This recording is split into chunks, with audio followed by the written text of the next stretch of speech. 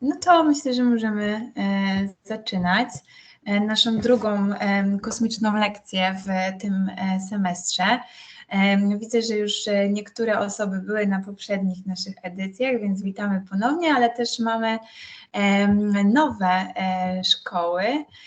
Widzę, że tutaj jedna szkoła zna Aleksandra, więc tym bardziej też witamy. Ja pokrótce opowiem teraz troszeczkę o naszym projekcie i później przekażę właśnie mikrofon do Aleksandra, który tutaj był absolwentem szkoły w Lublińcu. Super. Więc tak, jest to nasz drugi webinar organizowany w ramach Europejskiego Uniwersytetu dla Ziemi i Ludzkości, czyli projektu, który jest realizowany w Akademii Górniczo-Hutniczej. Jednym z naszych działań jest właśnie organizowanie lekcji kosmicznych. Ja nazywam się Katarzyna Cieślak i jestem reprezentantką jednego z zespołów, który zajmuje się różnorodnością, inkluzywnością, ale też zrównoważonym rozwojem kosmosu, właśnie w obszarze technologii kosmicznych, czy też szerzej po prostu sektora kosmicznego. Nasz projekt, mam nadzieję, że widać drugi slajd, bo wczoraj właśnie mieliśmy problem z przełączaniem.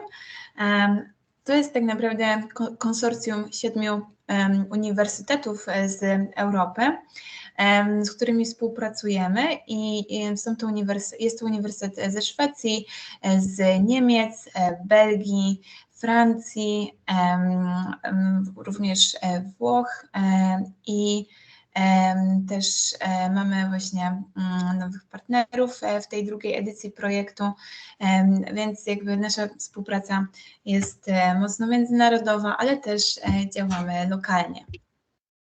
Jeśli chodzi o cele samego projektu Universech, no to przede wszystkim, co też jest ważne z perspektywy mojego zespołu, jest wspieranie mobilności studenckiej, ale także właśnie promowanie takiej współpracy międzyuczelnianej, współpracy międzynarodowej, ale także zmierzenie się z takimi barierami, które osoby studiujące mogą spotkać podczas rozpoczynania właśnie studiów wyższych czy studiowania za granicą, ale także współpracy z właśnie szkołami średnimi, aby pokazać, w jaki sposób można już tutaj na studiach wyższych realizować, jakie są opcje w ogóle realizacji tematyki kosmicznej w praktyce już bardziej, tak? No i właśnie w tym celu oferujemy naszym studentom i studentkom kursy, które łączą różne dziedziny i są osadzone właśnie w tematyce kosmicznej. Jest to właśnie Space Innovation, Business and Law, czyli właśnie bardziej kursy skierowane na ekonomię, ale też na prawo, sprawy legislacyjne związane z rozwojem sektora kosmicznego, ale także mamy w ofercie właśnie medyczne kursy dotyczące właśnie również takich bardziej już technicznych wątków związanych z machine learningiem, ale także bardziej takie kursy społeczne, historyczne związane z eksploracją kosmosu. Także zależy nam na tym, żeby eksplorować ten kosmos w praktyce z różnych perspektyw, z różnych dziedzin. Jeśli chodzi o mój zespół, mamy kilka takich głównych zadań i celów. Jednym z nich jest właśnie wprowadzenie dobrych praktyk w środowisko uczelniane związanych z inkluzywnością, różnorodnością, ale także zwiększaniem takiej świadomości o tym, jak można eksplorować kosmos w bardziej zrównoważony sposób. I mamy kilka takich grup interesariuszy, z którymi współpracujemy. Są to właśnie osoby uczące się w szkołach średnich, osoby studiujące, ale także wspieramy kadrę administracyjną, naukowo-badawczą i dydaktyczną we właśnie wątkach związanych z różnorodnością, inkluzywnością na uczelni, ale też właśnie edukujemy o sektorze kosmicznym w Polsce i nie tylko. W jaki sposób to robimy? Przede wszystkim współpracujemy między innymi właśnie z Państwem, ze szkołami średnimi poprzez webinary, takie lekcje kosmiczne, także będzie w tym roku też organizowana kolejna edycja tak zwanego Space Day 21 maja. Zapraszamy do Krakowa, będą takie 2-godzinne spotkanie z naszymi kołami kosmicznymi, których mamy w tym momencie chyba 7 albo 8 na uczelni, więc będzie można na żywo zobaczyć różne technologie, nad którymi pracują nasi studenci i studentki. Także warsztaty tutaj były akurat na pierwszym zdjęciu organizowane dla dzieci, też również na temat takich podstawowych zagadnień związanych z kosmosem. Organizujemy również konferencje studenckie we współpracy z naszymi kołami kosmicznymi. Tak jak wspominałam, bardzo nam zależy na takim promowaniu mobilności studenckiej. Mamy tutaj takie potwierdzenie w formie takich testimoniali, jak to jest na takich wyjazdach studenckich, można to znaleźć na naszej stronie. Ale też organizujemy spotkania z osobami, które już pracują w sektorze kosmicznym. W tym roku organizowaliśmy spotkanie z Sławoszem Uznańskim, ale także Arturem Chmielewskim, który pracuje w NASA. Także zapraszamy do udziału w naszych różnych wydarzeniach. Ja do Państwa już teraz mam też maile, więc będę informować o takich możliwościach też dołączenia, bo są to spotkania otwarte. No i tak jak właśnie wspominałam, współpraca z kosmicznymi kołami naukowymi. Gdzie można nas znaleźć? Przede wszystkim zachęcam Państwa do sprawdzenia naszego YouTube'a, Centrum Technologii Kosmicznych albo Universech European University. Tam można znaleźć zapis naszych, zwłaszcza w Centrum Technologii Kosmicznych, zapis poprzednich webinarów, spotkań, które się odbywają w ramach projektu. Również zachęcamy do sprawdzenia naszych social mediów, Instagram, STC AGH lub też bardziej lokalnie Perspektywa Studencka Universech Ambassadors AGH. Również jesteśmy na Facebooku SpaceTech AGH, czyli Centrum Technologii Kosmicznych. No i też właśnie zachęcam Państwa do zeskanowania takiego linku do formularza ewaluacyjnego już po spotkaniu. Jest to taki formularz z miejscem na Państwa uwagi, komentarze, które też bardzo nam pomagają w ulepszaniu naszych wydarzeń, też lekcji kosmicznych. Ja jeszcze wrócę do tego formularza, mogą Państwo zeskanować tę grafikę. I w tym momencie już kończę moją część prowadzającą i Aleksander, oddaję mikrofon do Ciebie i też zatrzymuję udostępnianie już. Dzień dobry, nazywam się Aleksander Kopyto, jestem absolwentem ZSOT Lubliniec, tam skończyłem informatykę, teraz studiuję na Akademii Górniczo-Hutniczej w Krakowie. Bardzo prestiżowa i naprawdę uczelnia, która pozwala na rozwój, szczególnie tak jak pani Katarzyna wspomniała, dzięki też aktywności w Uniwersechu przez te wszystkie koła kosmiczne. Chciałbym też pozdrowić wszystkich, całą kadrę nauczycielską ZSOT i panią dyrektor, panią Walczak, też w międzyczasie widok slajdów. To ja jeszcze tylko wspomnę, Aleks, zanim rozpoczniesz, że zachęcamy właśnie do zadawania pytań w czacie, ale też będzie miejsce na nie po prezentacji Aleksa. Dobra, oddaję głos Tobie. Dobrze, dziękuję. No to jak w temacie tej prezentacji poopowiadam trochę o tym, jak studenci budują rakiety, jak to jest na zawodach, jak to jest zbudować łazik, polecieć tam gdzieś. Tak więc w kole naukowym AGH Space Systems zajmujemy się właśnie, tak można powiedzieć teraz, 4 rzeczami. Pierwsza z nich to są rakiety i to jest w sumie takie oryginalne jakby zadanie koła, można powiedzieć.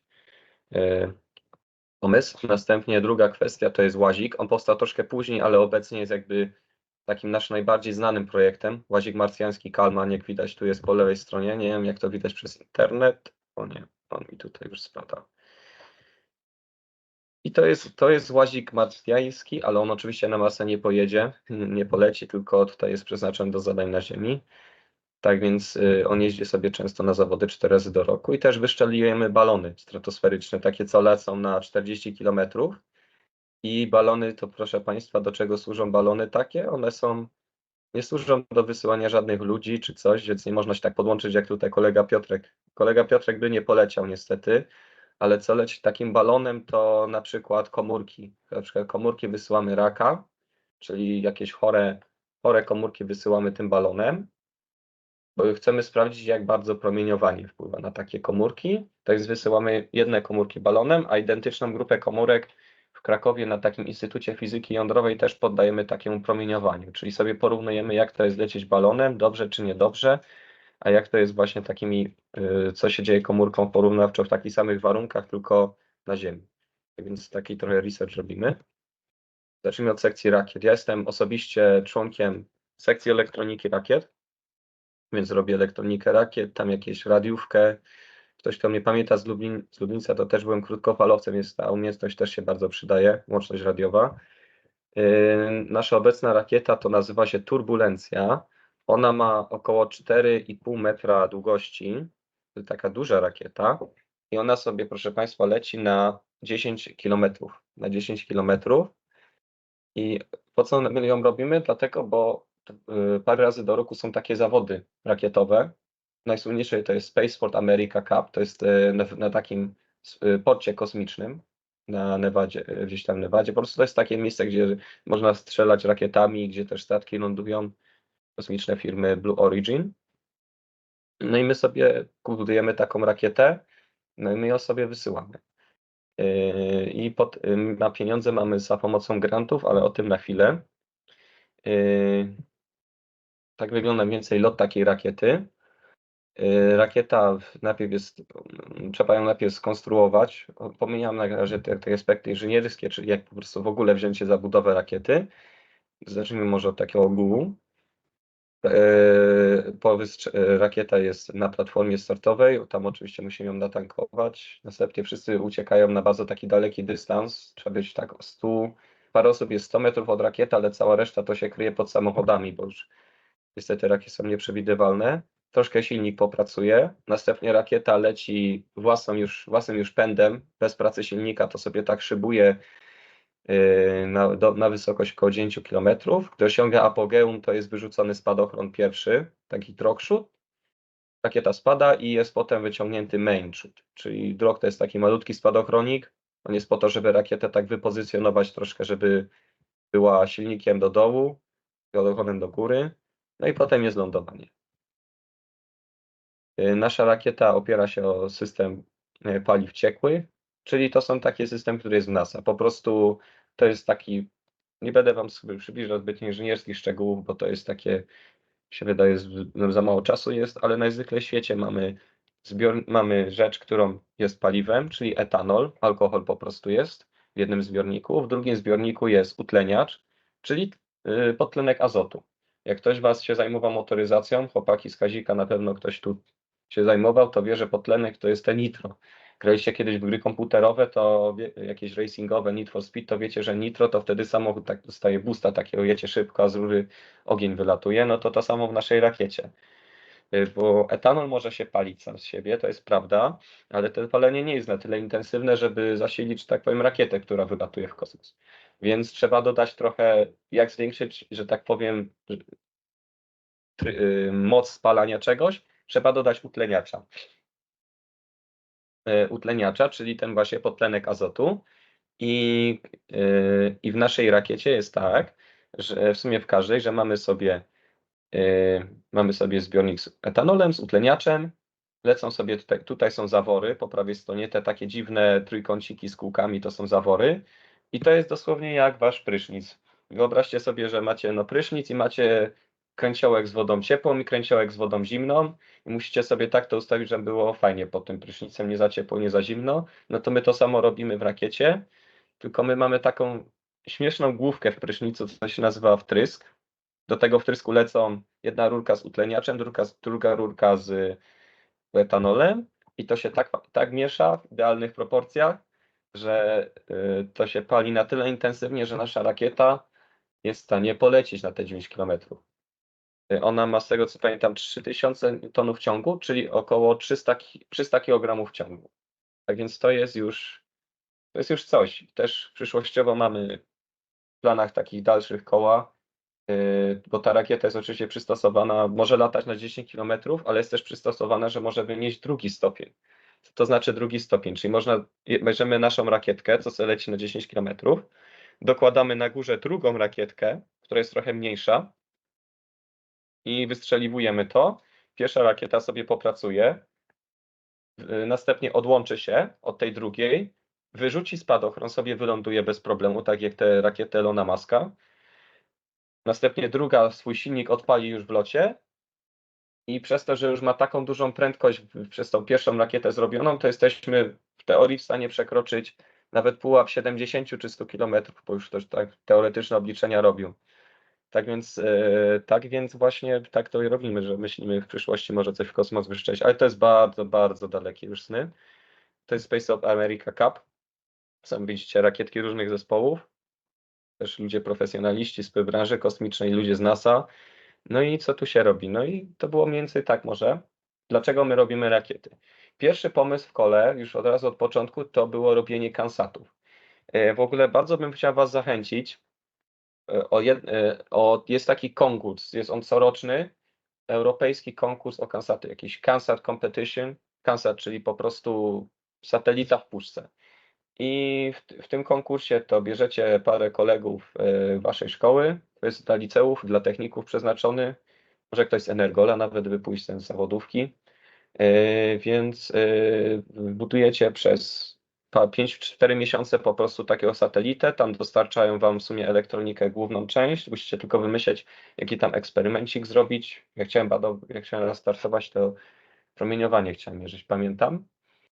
No i tam co miesiąc tylko wysyłacie raport z postępem, czyli w tym w sumie projekcie to trzeba elektronika na pewno, jednego, może dwóch, software'owca, żeby ktoś software tam pisał i pewnie jakiegoś mechanika, czyli ktoś, kto zrobi po prostu obudowę tej satelity i spadochron, bo satelita musi być spadochron, bo ona jest wyszczeliwana rakietą, ale tylko na 1,5 kilometra, no i na spadochronie spada. Tak więc w takim konkursie myśmy zastartowali, a właściwie podobnym. No i zajęliśmy z jakiegoś powodu pierwsze miejsce, ale to był 2015 rok, mnie jeszcze wtedy tam nie było. Jeszcze wtedy chodziłem do właśnie czwórki, tylko to było jeszcze gimnazjum. Więc wtedy już zaczęło się Space Systems i tam i potem właśnie nasi koledzy zauważyli, przecież tam jak myśmy tego Kansata, to ludzie z PTR-u, czyli Polskie Towarzystwo Rakietowe, to jest też taka organizacja, która zrzesza polskich studentów, ludzie, którzy po prostu w Polsce budują rakiety, też firmy Space Forest. Tak, w Polsce jest firma, która robi rakiety. W Krakowie jest firma Liftero, która robi silniki rakietowe. Liftero byli członkowie naszego koła, więc naprawdę takie koło naukowe, jak pójdziecie na studia, szczególnie na AGH, na co serdecznie zapraszam. Tutaj mam kolegów, którzy też byli na innych uczelniach, na przykład na Politechnice Śląskiej, i porównując z AGH, to rzeczywiście jakość jest zupełnie inna. Czy też na Uniwersytecie Rolniczym AGH naprawdę zapraszam i założyli tą firmę Liftero. No a w międzyczasie AGH Space Systems się rozwijało, robiło coraz lepsze rakiety, robiło łazika, balony wysyłało. No i tak, dalej pójdziemy. I może powiem coś o zawodach. Zawody rakietowe też, to jest coś takie duże wyzwanie, bo oprócz tego, że wcześniej musimy mieć rakietę zaprojektowaną, to jeszcze w Polsce zrobioną, to w Polsce trzeba zrobić coś takiego jak testy silnika. Więc to są dwa testy, dwa rodzaje testów, cold flow i hot fire. Cold flow to mamy silnik i on sobie pracuje po prostu przepuszczamy przez niego gazy, które się nie zapalą, więc sobie tankujemy rakietę i po prostu robimy przypuszczamy z niej gazy, nic się nie zapala, jest test hydrauliki, czy wszystko jest szczelne, ciśnienia są mierzone i są też hot fire, czyli po prostu odpalenie silnika, zobaczenie jak pracuje. I jeśli ta rakieta te testy przejdzie, to to oczywiście trzeba kupić loty, hotel zarezerwować w Stanach. To jest też dużo pieniędzy, więc mało osób jedzie na takie testy. Wysłanie jakiegoś pojedynczego spacesiaka, bo na członka Space Systems to się mówimy spacesiaki, a przy okazji naszym zwierzątkiem ulubionym jest kapibara, jeśli ktoś był interesowany, to wysłanie takiego na zawody w Ameryce kosztuje około 10 000 do 8 000 złotych. więc to jest trochę ograniczone. W takich zawodach przez tak około tydzień to pracujemy nad tą rakietą, musimy ją złożyć, przetestować znowu, tam trzeba ją prezentować sędziom. Są różne kategorie, też na przykład oceniają, jak zespół interakcjuje, że tak powiem, z innymi zespołami, czy na przykład czy nasz zespół na przykład pomaga innym zespołom, więc też ten jest trochę humanistyczny aspekt. Też oceniają na przykład, jak nasz zespół marketingu kochany przygotował materiały marketingowe, jak jest to współpraca na przykład z innymi uczelniami, ze szkołami podstawowymi. To jest też jedno z naszych zadań statutowych. No i ta rakieta jest oczywiście po testach i ma swój termin wyznaczony i jest wystrzelona. I tak naprawdę w obecnych czasach to jedynie na zawodach wystrzelamy naszą rakietą. Więc tak to wygląda. No i potem jest drugi tydzień w Ameryce, no to sobie tak zwiedzamy trochę. Też z innymi zespołami się dzielimy naszą wiedzą i jest trochę czasu na odpoczynek. Czy TTK to jest taki schemat naszej rakiety. Z przodu mamy odzysk, czyli spadochron. Następnie jest cylinder z payloadem, czyli tam jest ładunek badawczy. Obecnie to są krewetki, przepraszam, nie krewetki, tylko mączniaki. To są takie robaczki, które AGH też i w sumie ludzie, co w kosmosie działają, chcą zbadać, czy nadają się, że tak powiem, jak sobie dają radę z przeciążeniami, czy można ich wyszczelić w rakiecie, żeby można było na przykład je astronautom właśnie jako pożywienie, jako źródło białka dać. Więc wyszczelujemy je w rakiecie i sprawdzamy, jak one sobie z tym radzą. Następnie jest bęben z elektroniką, potem jest butla, czyli zbiornik paliwa, potem jest FIT tak zwany, tutaj to jest zespół tych zaworów, to jest taka bardzo, bardzo troszkę skomplikowana klatka to się nazywa, tam są rurki, zawory, potem jest silnik. To jest nasza elektronika, taka kanapka tak zwana, w starszej teraz przechodzimy na inną troszkę, taką nowszą, ale dobrze to ilustruje, jak widzicie, tu mamy płytki, które są odpowiedzialne za poszczególne moduły, funkcje, na górze jest moduł radiowy, potem jest gdzieś tam moduł z przekaźnikami, moduł z zasilaniem. Taki układ pozwala na przykład na zrobienie paru płytek każdego typu i po prostu zamianę ją, w zależności od potrzeb. Więc tak się można zaprojektować elektronikę, a jedna antena jest od GPS, a druga od komunikacji. Te komunikacje są podłączone tutaj. Ta jest też od czegoś, tylko nie wiem od czego. Tutaj mamy stację naziemną, czyli kromka, czyli to stoi na ziemi i kontroluje rakietę. Ten duży przekaźnik służy od zapłonu. Kiedyśmy mieli taki duży zapłon, to był na takim drucie rezystywnym, obecnie po prostu taki kawałek drewna owijaliśmy drutem oporowym i to służyło jako zapalnik, a teraz przeszliśmy na zapalniki takie chemiczne, więc to trochę mniej prądu zużywają i lepiej działają. Tutaj jest Basia, która przygotowuje coś tam do ładunku badawczego. To chyba jest testów spadochronu. Integracja systemów. Tutaj właśnie sprawdzają klatkę, czyli ten taki zespół z zaworami. Pre-flight check, czyli po prostu przychodzą ci sędziowie i muszą sprawdzić, czy wszystko jest na swoim miejscu, trzeba im przedstawić. Oni muszą dać okejkę, że rakieta może polecieć. To już jest w Stanach. Na rakietę umieszczamy na wyrzutni. Ona jest taka jakby na takiej szynie, że rakieta po prostu jest oparta o tą szynę i ona ją trochę tak podtrzymuje i też powoduje, że ona się nie przechyla na boki podczas startu. Następnie jest system odzysku, tutaj jest składany spadochron, pakowany. Składanie spadochronu jest dużym problemem, bo to nie jest tak, że możecie go zgnieść czy jakoś zaprasować, żeby on tak fajnie byle jak, tylko on musi być w jeden dokładny, topologicznie sposób złożony, bo inaczej się nie otworzy. Mieliśmy już raz problem na poprzednich zawodach, że spadochron się nie otworzył. Nie jest dokładnie wiadomo też dlaczego. Więc tak, jest ostatnia sekwencja testowa, też robimy taki cold flow przed testami, czyli po prostu testujemy hydraulikę na sucho, czy wszystko jest szczelne, czy wszystko jest dobrze. Tutaj to kółko to jest na przykład zębatka, co zasila jakiś zawór. Jak to się uda, to tu jest chyba filmik, się tak coś wolno ładuje, albo i nie. No, tu jest odpalenie rakiety, to jest akurat w Rasku Pomorskim w Polsce. Zaraz wam pokażę filmik też z rakietą. Jest spadochron oczywiście wyrzucony, to co wam mówiłem. O, tak wygląda wnętrze sekcji spadochronu. To jest spadochron sam w sobie. To jest spadochron main. Ktoś jest z Krakowa, to może kojarzyć to miejsce. To było kiedyś testy robione na Zakrzówku.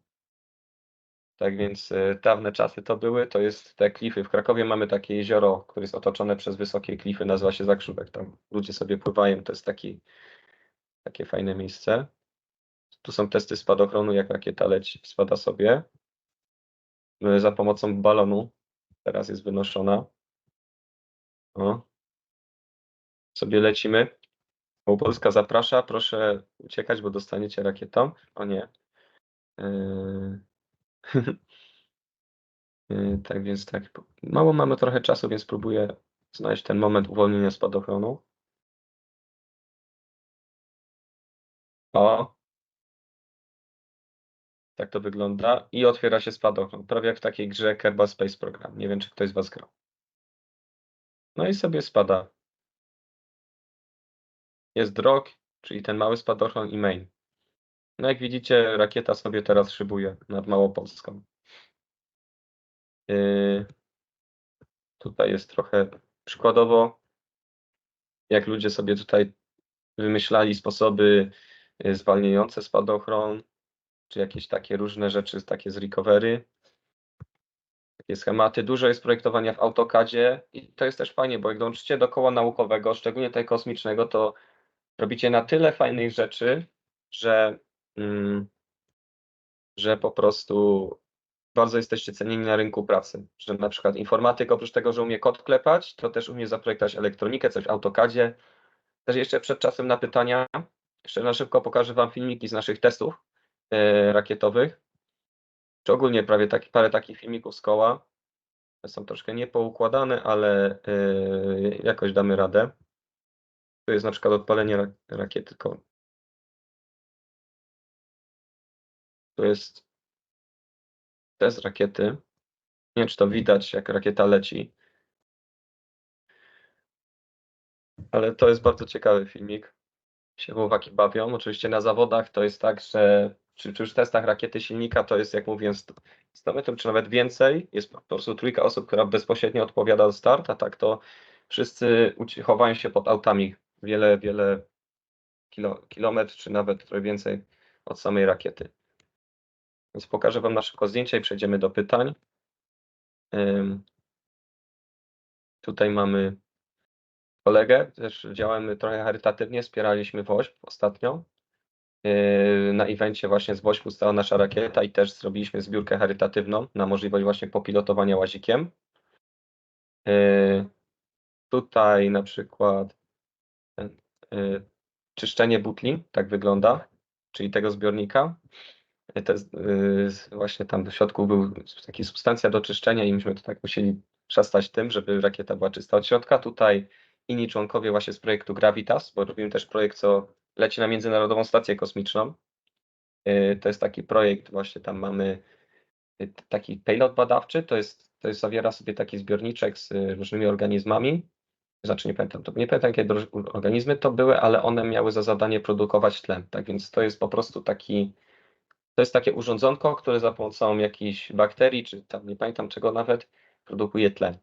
I tutaj jest wywiad, koledzy z wywiadu tutaj udzielają na to.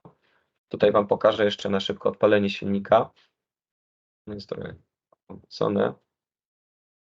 Może od początku Wam zacznę. My mamy takie miejsce, gdzie odpalamy silniki rakietowe. I co, mogę to jakoś pokazać? Nie umiem tego w sumie powiększyć niestety, więc musi być, ale włączę Wam głos chociaż. Nie wiem, czy go słyszycie. Słyszycie ten głos z tych filmików? Pytanie do ludzi. Ja nie słyszałam na wcześniejszym, a ja możemy sprawdzić teraz. Nie słychać. No to trudno, to możecie sobie wyobrazić, jaki huk musi być, kiedy odpala się silnik. Tutaj jeszcze etanol się dopala. To jest naprawdę jak to był pierwszy test silnika w tym roku. Pamiętam, byłem tam i jak ten silnik się odpala, to jest taki odgłos, co można porównać do wystrzału z broni palnej i rury i organów. Taki odgłos. I przez tak ułamek sekundy, jak ten silnik pracował, to cała dolina, bo to jest takiej dolince górskiej, na biało się zaświeciła, jakby przez ułamek sekundy był znowu dzień. To niestety tak się długo przygotowuje, że często w nocy się robi. To kolega coś tam. bardziej marketingowy. Zobaczę, co Wam mogę pokazać jeszcze na szybko. To jest takie interesujące. O, to jest nasz zespół. Sekcja elektroniki to jestem ja, tutaj obsługuję, jestem elektronikiem rakiet, więc czasami obsługuję rakietę. Mamy taki pendrive, który służy do łączności z rakietą. Jest Mikołaj, jeden, który zajmuje się mechaniką, jest Mikołaj, który zajmuje się napędem. Michał zajmuje się kompozytami, czyli kompozyty to jest po prostu, cała nasza rakieta jest zrobiona z kompozytów, czyli nie z jakiegoś aluminium, tylko z takich, kompozyt się robi bardzo prosto. Bierze się kształt tego, co chcemy mieć z kompozytu, bierze się płaty kompozytu, czyli po prostu płaty jakieś włókna, na przykład włókna szkolnego, włókna węglowego, zalewa się je żywicą, tak po prostu się wciera w nią żywicę i okłada się nią dany obiekt, który chcemy zrobić z kompozytu. Więc Michał się tym zajmuje w trochę bardziej profesjonalny sposób niż się zajmowałem. I tutaj też są młodsze członkinie Space Systems. Więc tak, bo już zostało mało czasu, tak więc może zaproponuję, żebyśmy przeszli już do sekcji pytań. Więc teraz jest moje pytanie do Was, czy macie jakieś pytania odnośnie właśnie Space Systems i ogólnie kosmosu, czy czegokolwiek?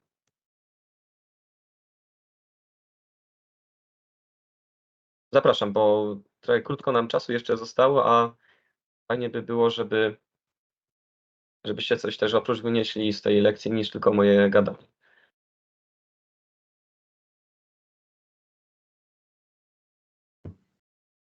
Alex, to możesz powiedzieć też, jak trafiłeś w ogóle do Space'u, w sensie jakby dlaczego w ogóle to koło, jakby po prostu możesz powiedzieć trochę więcej o Twoim starcie w tym temacie też, bo zajmujesz się teraz sekcją rakiet, tak?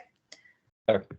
Okay. Więc jeśli chodzi o mnie, to zajmowałem się zawsze elektroniką też w szkole i informatyką, więc w Kaziku, więc takie nabyłem troszkę tych zdolności, takich bardziej technicznych. I przyszedłem na Agiech. I akurat tak się interesowałem wtedy kosmosem. I tak się składa, że dużo członków Space Systems takich ważnych to mieszka właśnie w moim akademiku, w Domu Studenckim Alfa, więc po prostu widziałem ludzi, którzy chodzą w jakichś koszulach, jakichś kamizelkach, w jakichś kurtkach napisanymi AGH Space Systems. Ja myślę, AGH Space Systems, jakaś rakieta, wow, oni to robią kosmos, to jest coś dla mnie, więc podpytałem się, jest tu jakieś, co to jest jakieś rzecz kosmiczna i powiedzieli, że jest takie koło naukowe, do którego można dołączyć, gdzie jest rekrutacja nawet. Więc znalazłem plakat rekrutacyjny, bo koła naukowe na uczelniach też rekrutują i w sumie tam się zapisałem, napisałem, że nawet mógłbym, nie wiem, podłogi sprzątać, tylko żebym coś z kosmosem robił, mnie przyjęli. Przyjęli do sekcji elektroniki, też powiedziałem, że jestem krótkofalowcem, okazało się, że lider elektroniki Piotrek też jest krótkofalowcem. Więc fajnie to wyszło. No i tak dołączyłem. Na początku oczywiście pracy kole to nie jest tak, że od razu robicie wielkie komputery, czy jakieś radia rakietowe, tylko proste zadania były takie typu czyszczenie kabli na przykład. I teraz jestem już po roku w kole, to z czasem to teraz właśnie zajmujemy się na przykład systemem takim naprowadzania radarowego na rakietę, żeby można było właśnie antenę komunikacyjną wprowadzić. Tak więc to była bardzo fajna przygoda, więc w ten sposób dostałem się w Space Systems. Okej, super. Widzę pytanie z czatu. Czy możesz powiedzieć trochę więcej o hybrydach?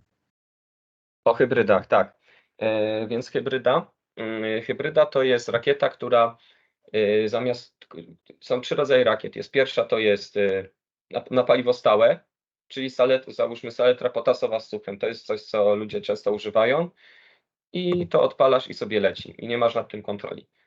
Rakietą na paliwo ciekłe masz kontrolę, jest super, możesz sobie zmieniać ciąg, czy pracę silnika, czy odpalać ten silnik czasami w locie, ale to nie działa niestety, jest trudna jest trochę w konstrukcji, bo musisz mieć 2 zbiorniki z paliwem, musisz je mieszać w odpowiedni sposób, tak więc opracowanie wtrysku jest trudne. I pomiędzy nimi jest rakieta hybrydowa. To jest technologia, którą wykorzystuje Space Forest obecnie. Jest to technologia bezpieczna, dlatego, bo tam występuje zbiornik z utleniaczem i stałe paliwo. Tak więc to nie wybuchnie, nie ma prawa, dlatego, bo nie ma paliwa żadnego, które może tę eksplozję spowodować razem z utleniaczem, a paliwo stałe po prostu nie wybucha. takie, bo i to wygląda mniej więcej tak, na naszej prezentacji na samym początku było, tak, że mamy klocek,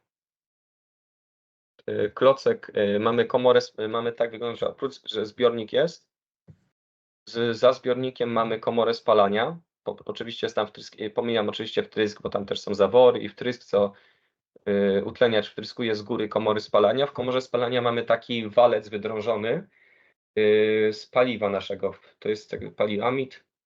Nie jestem w sekcji napędu, więc mogę się mylić, ale jest to po prostu materiał, który po podgrzaniu do około 200 stopni powstają gazy, które są palne.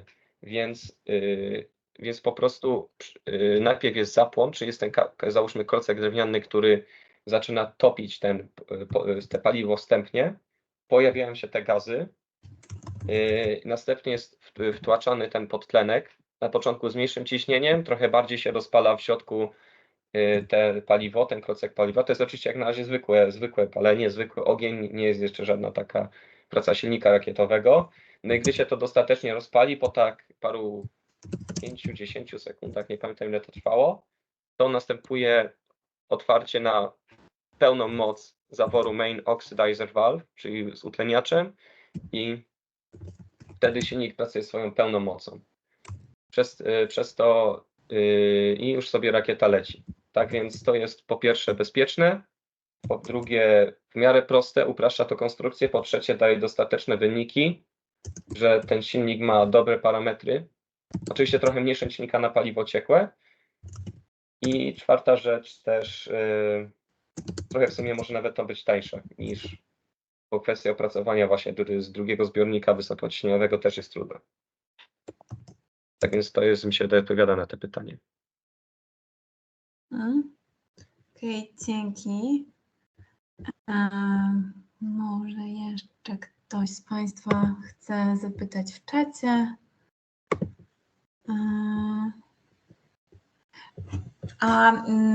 Jakim projektem teraz dokładnie Ty się zajmujesz, w sensie w sekcji rakiet? Co jest takim teraz celem na ten semestr, czy też kolejny? Teraz zajmuję się właśnie projektowaniem radaru, czyli takiego urządzenia, które ma namierzać i nakierowywać antenę, która stoi na ziemi, na rakietę. To jest antena komunikacyjna, więc chcemy ją kierować na rakietę, żeby była łączność. I to jest taki duży projekt, bo nikt jeszcze w kole i mało osób tak w ogóle robiło takie rzeczy. Więc tutaj się trochę przydają umiejętności właśnie z Kazika, czyli te programowanie, ale również elektronika, którą się nauczyłem tak zupełnie sam tak naprawdę, bo z wykształcenia jestem informatykiem. I projektujemy tam elektronikę do tego. Tam jest trochę analogówki, czyli po prostu trzeba zrobić sygnału radiowego dużego, takiego 5 GHz. To jest bardzo trudne w przetwarzaniu sygnału, bo jest wysoka częstotliwość. Trzeba zrobić troszkę mniejszą częstotliwość, sobie go wzmocnić, porównać, po prostu tak go obrobić, żeby mieć ten kąt, pod którym rakieta znajduje się względnie tych anten, które stoją na ziemi. No i nakierować na to właśnie samą antenę, więc ja się zajmuję tą częścią radiową.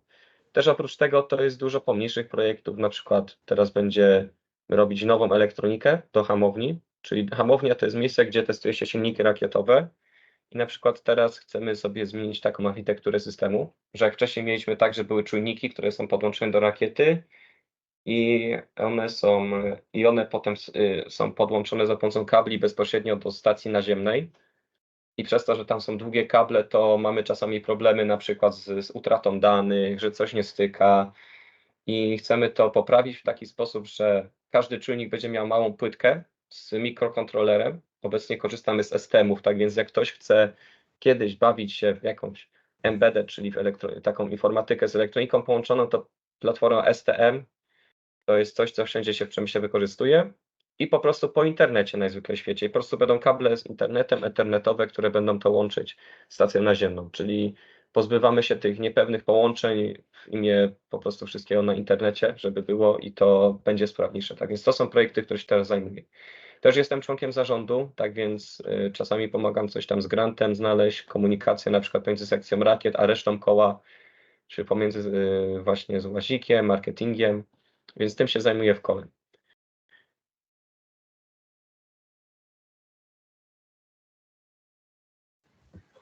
Okej, dzięki. Kiedy następne zawody jakieś rakietowe? Nie wiem, czy właśnie... No. W październiku są następne zawody. To są zawody Eurok, więc jedziemy do Portugalii i to są fajne zawody, dlatego, bo na przykład tam można więcej osób wziąć po prostu. Dlatego, bo najzwyczajniej w świecie jest bliżej, więc jest taniej.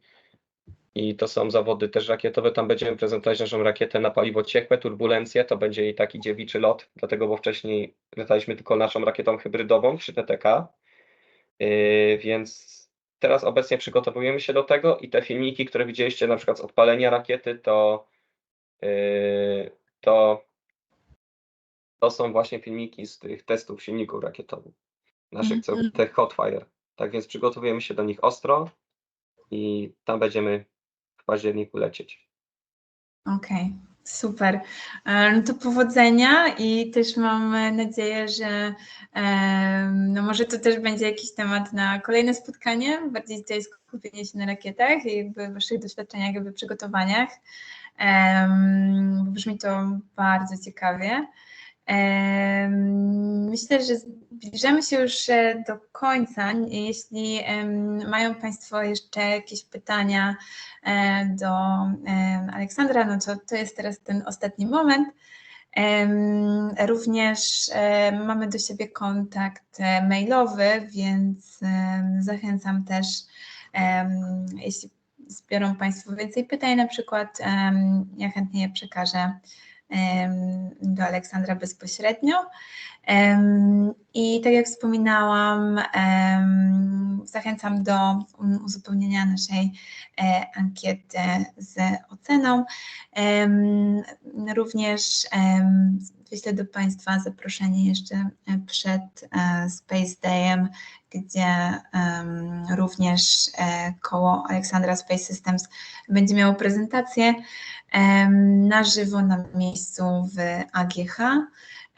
Również takim towarzyszącym wydarzeniem do tego jednodniowego naszego wydarzenia będzie ogólnie Space Week, gdzie będą się odbywać też różne prelekcje, także bądźmy na bieżąco tutaj w kontakcie, można śledzić nasze social media i myślę, że do następnego webinaru, który będzie w maju. I również chciałam tutaj podziękować, podążając za panią Magdaleną Kaczmarek, Aleksandrowi za bardzo, bardzo ciekawą prezentację i też tak dobrze wyjaśnioną, mam wrażenie. Dziękuję bardzo i do zobaczenia w kolejnej edycji.